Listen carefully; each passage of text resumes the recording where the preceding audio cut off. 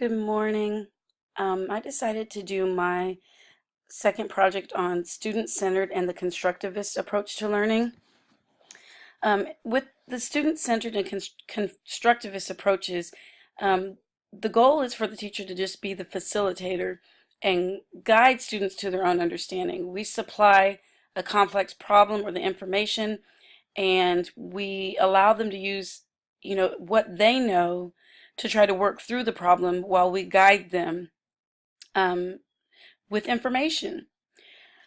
The goal is less us, more them. Giving the students opportunity to manage their own learning, for the learning to be more student directed. And my name is Dimitri Guidry.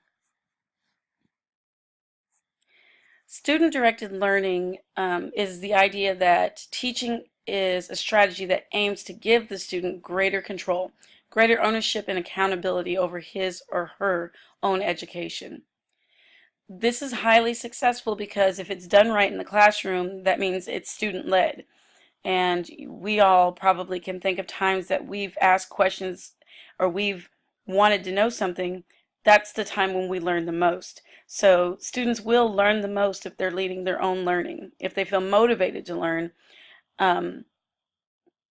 they feel more motivated to learn when they are leading their own learning. And then learning will be at its highest and retention will be at its highest because it will apply to their individual lives. This is a diagram that kind of lines out self-directed learning. There's three facets to it: ownership of learning, extension of own learning, and management and monitoring of own learning.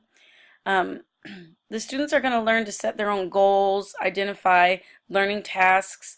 They're going to be able to apply their new learning in context and then learn beyond the curriculum. This is something that I really enjoy, is that student-directed learning gives an opportunity to teach a lot more than we are required to teach. And so the learning expands. And it also gives an opportunity to explore alternatives and gives them an opportunity to formulate questions, plan and manage their workload and time effectively, which since I teach high school, I tend to use this approach a lot because that's what they're going to be required to do in college.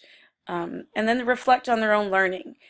And this is really important, that self-reflection. It's a skill that I think many children don't learn while in school. Sometimes it takes till they're adults to gain that skill, and maybe some don't ever. Constructivism, by definition, is a student constructing their own understanding by reflecting on their personal experiences and by relating the new knowledge to what they already know. So they're going to create their own schemas when they're young, the mental models of how they make sense of the world. And with constructivism, they're going to accommodate the new knowledge into their schemas. And that's one of the main principles, is that they're searching for the meaning. They're searching for their own meaning, what it means to them in their lives. And that's why it tends to be effective, because they're discovering that on their own. And they get to decide what it means to them.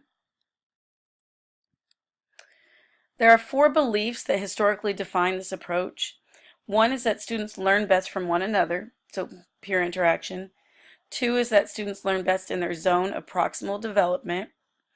3 is that students learn with more direct interaction with an expert. And students should be given complex tasks with the assistance needed to complete them. So not all students need the same amount of assistance. So that's where the peer-to-peer interaction comes in, being very helpful. And then teachers have to be careful of how they group. They have to understand grouping, and the students who might need to be with a student who might have a little bit more higher levels of cognitive thinking skills. There are 5 approaches that they use that constructivists use. 1 is peer interaction. 2 is top-down processing. 3 is self-regulated learning. 4 is discovery learning, and 5, scaffolding. Top-down processing is when we observe the whole image first and then apply our existed knowledge to give it meaning. So we're going to be given a complex whole problem at first, and then we're going to attempt to solve it using what we already know.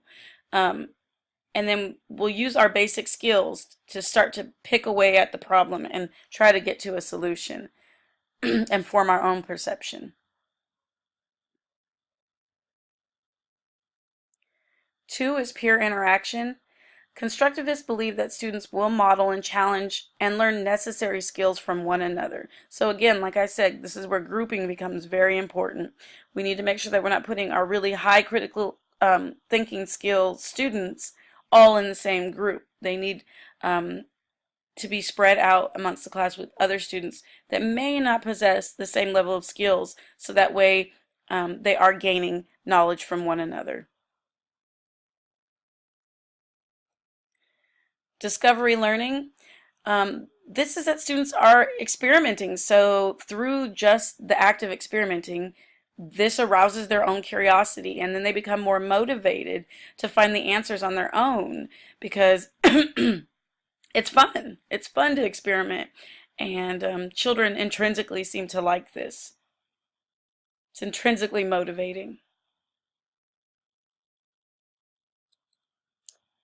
Self-regulated learning is the concept that it's the ability to monitor and control your own behavior, your emotions, your thoughts, and then altering them in accordance with the demands of the situation. So being able to see something and then cognitively go to the place where you know, okay, I got to plan what I need to do. What's the goal here? What am I trying to solve?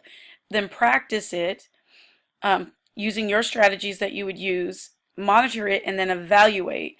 Did my plan work? Was it successful? What might I need to change? And then lastly, scaffolding. This is breaking down targeted learning into smaller, attainable tasks that allow students to build on prior learning. So this is kind of like the one step at a time until the task is complete approach. Just looking at what students already know, and then building them a smaller task on top of that until we're reaching the complex answer that we need to get to. But most importantly, with the constructivist approach, we must teach critical thinking skills, and that is the goal. Critical thinking skills are pivotal in our life. We use them every day, and without them, we make very poor choices. So this is why I love this approach, and because I teach parenting and child development, and all my classes are related to children and how to raise them. And I think it would be wonderful if our parents understood how important critical thinking skills are at a very young age, and they can start to encourage them and support those in their children long before a teacher has to, and that would make our job a lot easier. So that is one of my goals in my classroom. Again, I'm Demetria Guidry, and I thank you for your time, and this ends my presentation.